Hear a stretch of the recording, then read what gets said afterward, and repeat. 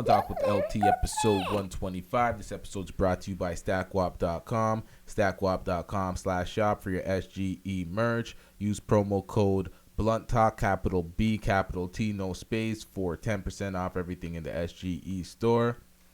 Make sure that you subscribe to the podcast. Subscribe to the podcast on Apple Podcasts, Google Play, Spotify, all that shit.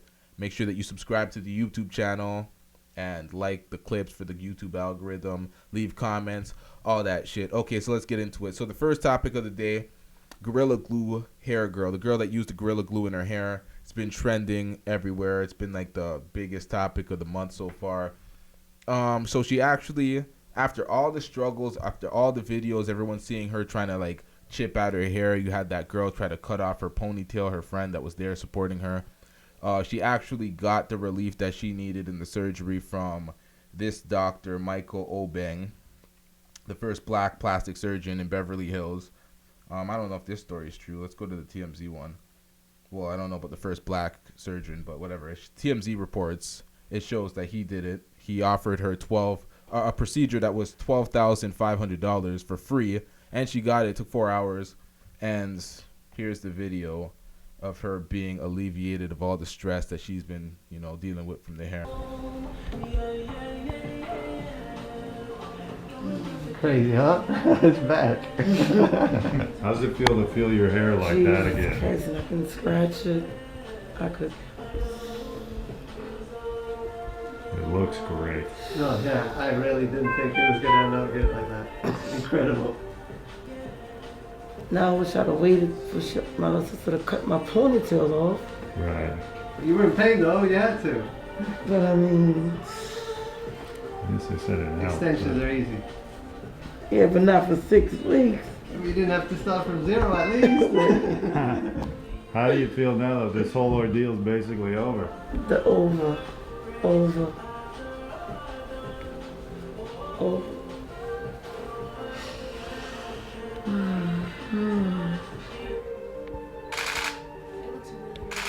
It does. Looks healthy already. That's great. It's like you just came from the barber. I know. Let me help I'm you. annoying back. None. Your family's so excited to I had a ponytail. I know. You'll have a ponytail in 6 weeks. That's the deal. That's right. Do you want to do any more hairstyling now, or are you done with hair products for a while? No, I need my hair done. You need your hair done. It's about to be Valentine's Day. Say that one more time. Huh? Say that one more time. No. He said it's about to be Valentine's Day. You need your hair done. You got a date for Valentine's Day? Yes. The questions that they're asking her are just weird as fuck. Like, dates for Valentine's Day, thinking about getting your hair done and hair products. Like, she just went through a traumatic event of her own stupidity. She did it to herself, so she has to get over that. And then, like, when you look at the pictures and you look at the agony she was in, and you look at these videos with the attempts to try to get this Gorilla Glue off of her head, like, that was plastered on flat. That guy worked a miracle. She talking about the ponytail. Oh, she wish she didn't cut the ponytail. That's life. Your hair got free. You got a $12,000 surgery for free on the house. You should just be happy that your fuck up, your bad mistake was, rolled over by some free surgery and you got your hair back. So she should be appreciative of that. But the questions that they asked her were kind of dumb as fuck. But, it is what it is. That was the biggest topic of the week for a while, because it's like, why would someone put Gorilla Glue in their hair? You know how strong Gorilla Glue is? Gorilla Glue is fierce. It's like, why? I know if you're out of products, and it was a spray too, so it sprayed on the whole shit. It's like, that's wild. Why would you ever do that? But, fix the mistake. It is what it is. What else do we got here? Okay, so there's been reports of Dr. Dre and April Jones dating, because there was this video and various pictures being taken of them leaving a restaurant. They were in close proximity to each other, but they weren't actually hand in hand, and there's no pictures in the actual restaurant. So there's just these pictures, and where's the video? I don't believe I actually have the video. Nonetheless, it's like, these are the dating rumors because this is what's going on. This is who's being spotted out. I don't know much to make of that. I don't know what to make of that. I don't know if anybody could confirm that off of these pictures. They could have been, you don't know what they could have been working on. She's an artist at the end of the day. I use that term loosely, but she is an artist. He's a producer. They weren't hand in hand. Can't really confirm it off of this. People are just, I don't know, reaching for the stars with this one. You can't confirm anything off of this. A lot of breakups going on right before Valentine's Day. People like to say it's convenient right before Valentine's Day so people don't got to get presents and all that broke people shit. But not to down on broke people, but it's like really if you're trying to break up to avoid getting presents, it's like what the hell is that? That's not a way to live life. A lot of people, when they say that type of shit, they're just projecting their shit on other people because no rich person and no celebrities breaking up before Valentine's Day to escape a price tag on a present. People are saying that shit about the baby and Danny Lee, however you say her name, because they recently broke up, and it's like they're dogging Danny Lee or Danny Lee, I don't know how to say her name, because she did that whole light-skinned girl song, and then people were mad at her for that, for the whole colorism thing. So when fans found out that the baby broke up with her, everyone was dogging her and going in on her, and nobody cared. Everyone was ruthless. Usually you have feminists and women on Twitter backing, women up regardless of what happens. But no one was out there for Danny Lee. Nobody. It just hung her out to dry. Maybe I have some tweets to show what people were saying. Maybe not. Oh shit, I do. Yikes. Sorry to my audio listeners. You never witnessed this, but gives you guys incentive to actually watch the show on YouTube. So there's that. Let's go on to the next topic. Shit, these comments are kind of ruthless. What else do we got here? This has been glossed over. Everyone just put this story out and nobody digged into it. It's like, pause. When you look at $24 million, you look at Lil Uzi Vert and this diamond, this pink diamond that he got in his head looking like Tsunade from Naruto, like anime shit. It's like, when you look at that, he said $24 million. And everybody just clowned him for actually getting it and putting it in the middle of his head. And then Sauce Walker said, he bit it from me, he bit the style or whatever. I want to talk about that later too. Sauce Walker, it's like, you start everything, my nigga. You start everything. So if niggas is biting it, just understand that you're the trendsetter and take your credit in that regard. Because literally everything that's popularized by somebody else, it was really originated by Sauce Walker. So whatever. But for the most part, I don't know how anybody escaped this whole headline thinking that this shit is worth $24 million. You're going to have to show me proof. I don't care if you saved for X amount of years to get this. That's not $24 million in the middle of your forehead. Lil Uzi Vert is not worth that much to be spending $24 million on a single diamond in his forehead.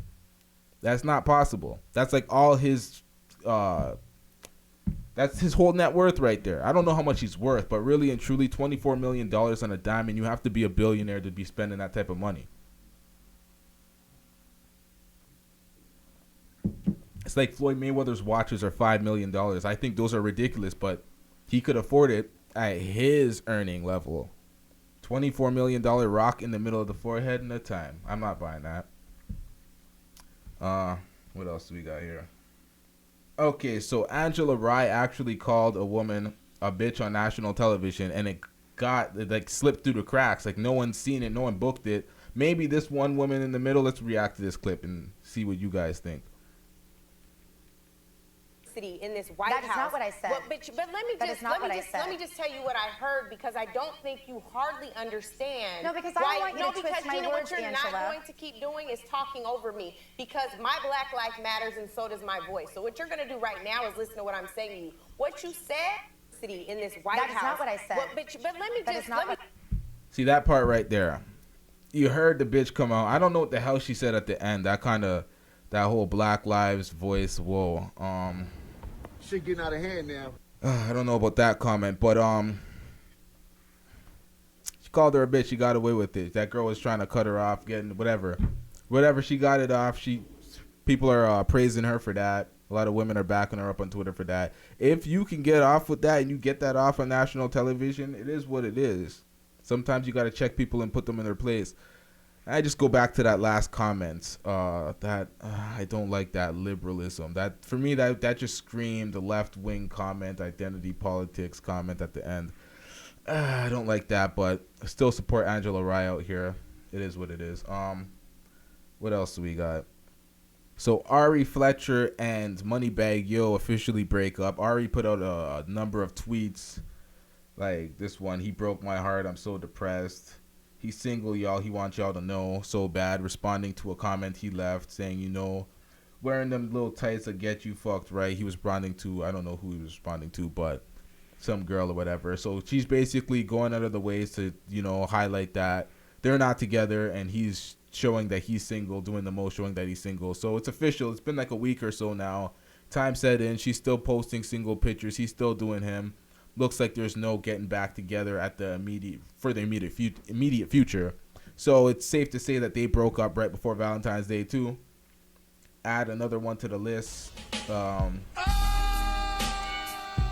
know, for the most part, I'm not really gonna be talking about relationship gossip news and some of the reactions that I'm doing on my podcast. It's like that shit grew my platform to a certain point and it helped with the growth, but there's no real interest in that shit. Like when I do some of these stories, I'm like, yeah, they're headlines, they're gonna get views. Yeah, some people came to this channel for this type of news initially, but I'm like, do I care to really talk about this type of shit more times?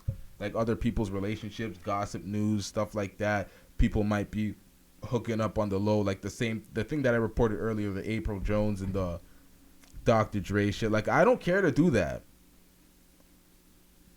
I don't care if it's popular news. My opinion on the matter, I don't really bring much of an opinion anyway because I really don't care about these people's relationships. So for the most part, this is probably going to be the last episode where you see these type of clips popping up with concerning people's relationships for the most part. I feel like there's a lane for everybody. Everybody needs to kind of just do what they want to do or they like to do. And even if that's the lane, it kind of worked for me a little bit. I'm not, no interest. And where there's no interest, I just don't care to participate. Okay, so this clip went viral. Twitch streamer. Actually, let's react to the clip and break it down. God damn it! Fucking $300 fucking controller!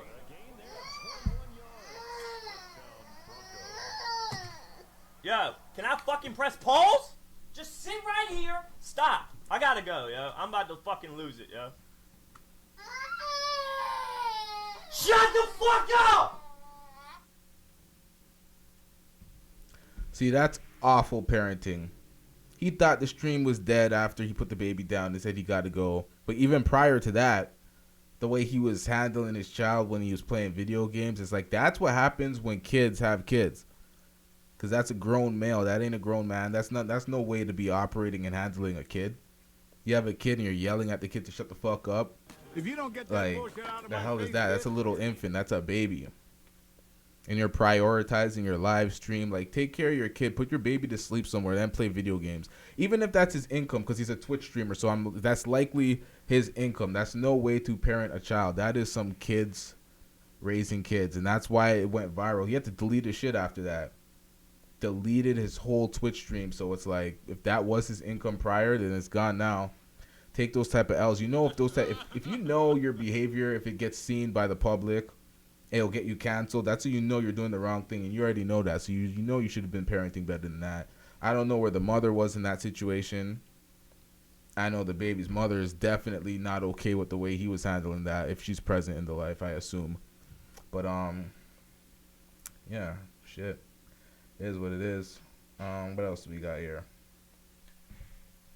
Okay, let's get into a reaction real quick. What do we got here?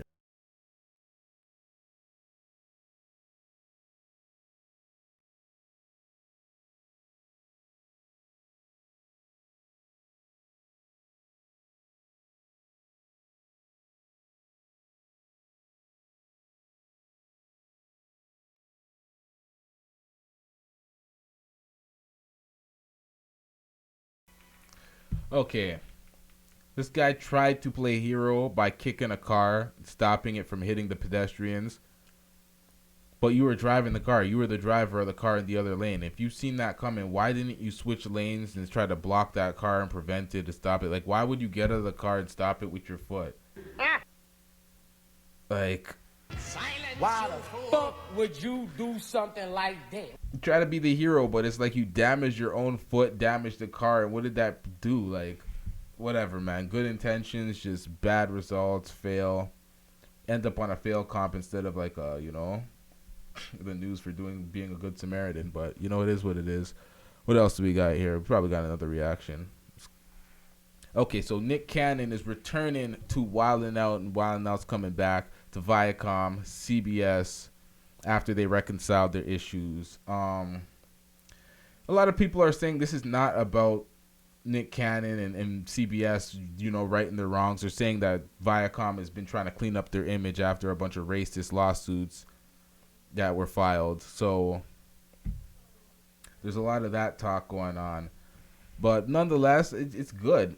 It's a good move. Regardless, people are like, oh, no, Nick Cannon should have brought that elsewhere. He should have kept doing this X, Y, and Z because he was supposed to be filing a lawsuit that didn't make it anywhere, actually. But for the most part, it's like, yo, he tried to file a lawsuit. It didn't go anywhere because I don't know why. There's no details about that. But he tried to file a lawsuit. He couldn't take the Wild 'N Out to another network because they actually owned the intellectual property. So going back with Viacom and them righting the wrong, he had a little vacation. Everybody that was employed under Wild 'N Out, whether it be the 85 South show or whatever, anybody else there, it's like, okay, you got your job back in the place. There might be this little bit of saltiness of like working with the person that kind of tried to fire you, but it's like, I don't know if it's the best for him. I feel like everybody has their opinion, but everybody's not him. Everybody's not living his life and paying his bills. So if that's what he wanted to do, that's what he wanted to do. Me personally, I wouldn't have went back after they did that shit. But that means I wouldn't go back to my show, and that means I would be neglecting the responsibilities of everybody underneath me that wanted to check. But I'm not in that situation, so it's easy for me to say. Really and truly, like, it is easy for everybody else to say. So I understand his position, so it is what it is. He's going back while and else coming back, so it is what it is. We can be happy about that. Be happy about that. Okay, let's get into this reaction. What do we got here? We got a fight in the mall or something? Let's go. What do we got? They don't got on no mask. They don't have on no security. Security. He trying to fight or die. Security. Never mind, security. Never mind. Never mind. God damn it. Somebody get him a mask. She look like she done gave you COVID, Now, ain't no sense of you chasing her around the mall. Ain't no sense of you chasing the dyke. Stop chasing her, bro. Stop, bro. She whooped you, bro. You got beat up. By a bull dyke. Oh, wait. That was a woman. He was saying that was a... Whoa. Okay, wow. Okay. So the woman knocked out the guy. I thought that was two men fighting. My bad for misgendering if I'm misgendering. I thought that was a dude. Damn. That's funny how he said security. Never mind. Chasing her. I didn't think that was a woman. I thought that was maybe a gay guy fighting a man, or a regular, whatever you want to call it. A gay guy fighting a guy, a straight guy. That's what I thought it was, but I didn't realize that she was a female. That's crazy. I watched this clip before too, and I didn't have the audio on, so I didn't even realize all that shit happened. Damn. Okay, what else do we got to react to before I wrap up this clip? Let's get to this reaction before I wrap this up. What do we got here?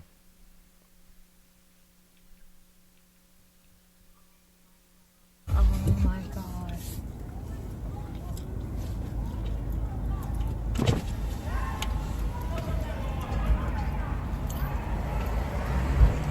What is it?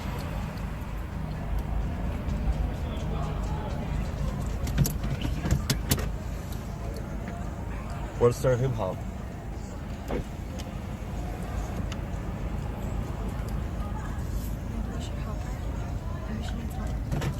Who?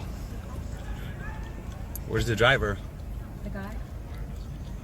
What are those people doing there on the street? Those 3 people there. No idea. She didn't know. Why? How are we gonna help them? I don't know. Maybe we can find out what's happening. This is the best we can do.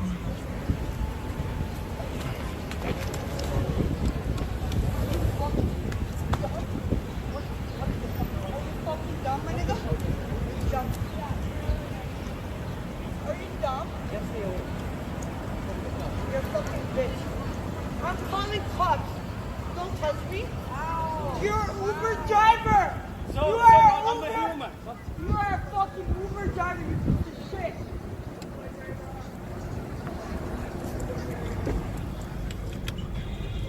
Oh, she's getting through his car. We gotta get the fuck out.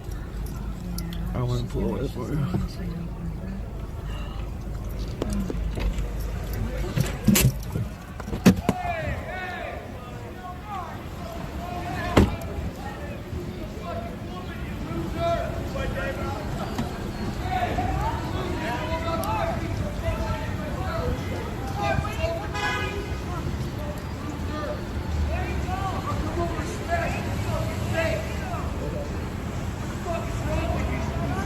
I feel like I should put my vest on.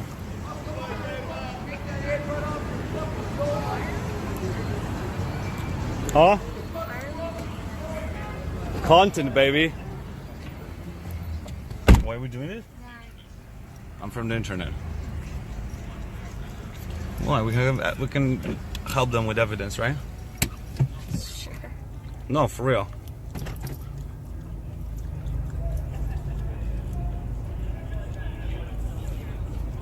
Hold it.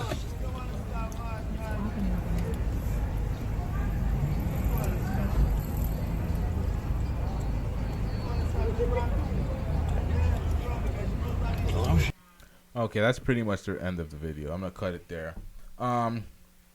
So what happened was, I don't know what happened at the beginning when she was already on the ground, but it seems to appear that the woman attacked the Uber driver and refused to get out of his car at the destination or whatever destination they were at, and she was complaining about something, and he said, "I'm a human."